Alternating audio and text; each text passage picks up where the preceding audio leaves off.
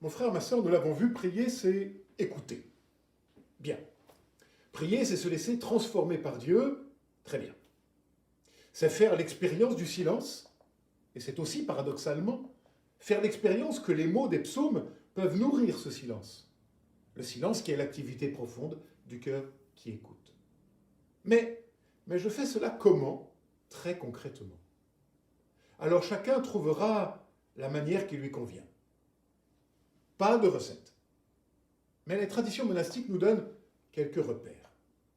Alors il ne s'agit pas de jouer à la moniale ou au moine, mais d'adapter à notre forme de vie ce qui est l'expérience millénaire de ces femmes et de ces hommes.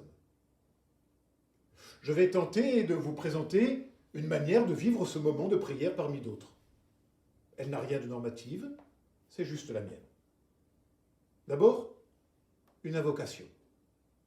Comme nous avons planté le décor avec le lieu, nous pouvons commencer ce moment et exprimer ainsi que c'est un temps que nous mettons à part pour notre rendez-vous avec Dieu. Depuis plus de 1000 ans, au moins en Occident, ce sont des versets de psaumes qui ouvrent l'office.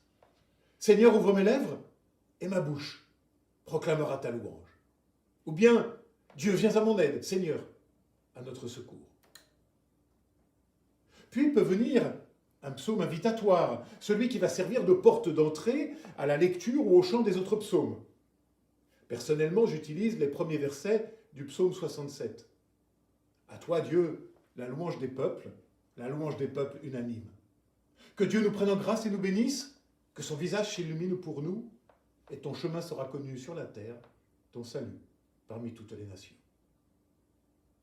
Alors on pourra aussi chanter un cantique si on aime cela, et puis ça y est, je suis rentré dans mon temps de prière. Je peux alors lire ou chanter le ou les psaumes pour le jour. Combien? Cela sera fonction du temps que l'on a. L'usage en retient 2 ou 3. Cela va dépendre aussi de leur longueur. Un conseil, si c'est possible, les lire à haute voix est préférable. Et les psalmodies encore mieux, mais encore faut-il savoir le faire. Ce qui importe également, c'est de trouver une traduction qui soit aisée pour une lecture à haute voix. Personnellement, j'utilise le psautier dans sa version œcuménique traduite pour la liturgie. Pendant ma récitation, si un mot, une expression, une phrase m'interpelle, à la fin du psaume, je prends le temps de la laisser résonner en moi, faire son petit bonhomme de chemin dans mon intériorité. On peut aussi lire ou chanter, pour clore cette première séquence, un des cantiques du Nouveau Testament, le Magnificat ou le cantique de Zacharie notamment. Puis un second temps peut alors s'ouvrir à nous, celui de la lecture de la Bible.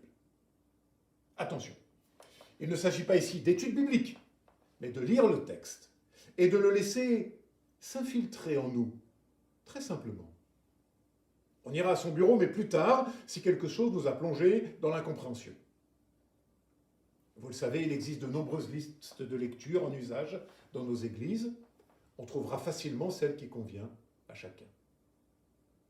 Puis il peut venir un troisième temps, celui de la prière d'intercession. Il s'agit maintenant de faire mémoire, de rassembler et de déposer devant Dieu toutes celles et ceux que j'aime, ou que j'ai du mal à aimer, et de les remettre dans la lumière de l'amour du Père. On peut s'aider d'un texte, il existe de très beaux recueils pour cela, ou pas, c'est selon. Et encore une fois, à chacun de voir ce qui le nourrit et l'aide le plus. On pourra terminer ce temps par le Notre Père, qui nous réunit à tous les chrétiens répandus sur la surface de la terre. Ici ou ailleurs, à la fin de l'office notamment, on peut venir le temps de la méditation silencieuse, ou de l'oraison, appelez cela comme vous voulez, qu'importe, mais c'est un autre sujet, pour une autre fois peut-être. Et comme nous avons ouvert notre temps de prière avec le psaume invitatoire, il peut être bon de refermer ce moment par une bénédiction finale. Personnellement, j'utilise cette formulation « Bénissons le Seigneur, nous rendons grâce à Dieu ».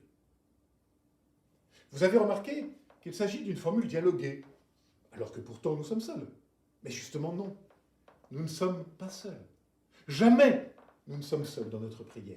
Joindre les mains, c'est rejoindre les autres, c'est se laisser rejoindre par les autres. Certains pourront chanter alors un dernier cantique, à leur choix. À partir de cette trame très simple, invitatoire, psaume, lecture biblique, prière d'intercession, Notre Père et bénédiction, on peut ajouter, selon les temps liturgiques, par exemple, tel ou tel élément, encore une fois, à chacun de trouver son rythme. Deux choses encore pour terminer. La répétition et l'ennui. Je crois dans la force de la répétition, dans la vertu de l'habitude qui nous structure en profondeur. Il n'est pas nécessaire d'être au top, novateur, performant, juste de se laisser imperceptiblement transformer. Alors bien sûr, du coup, parfois, je vais aussi m'ennuyer un peu. Louis Evely écrivait qu'il faut savoir s'ennuyer longuement devant Dieu pour trouver la juste prière. S'ennuyer, oui aussi parfois. Mais qu'importe.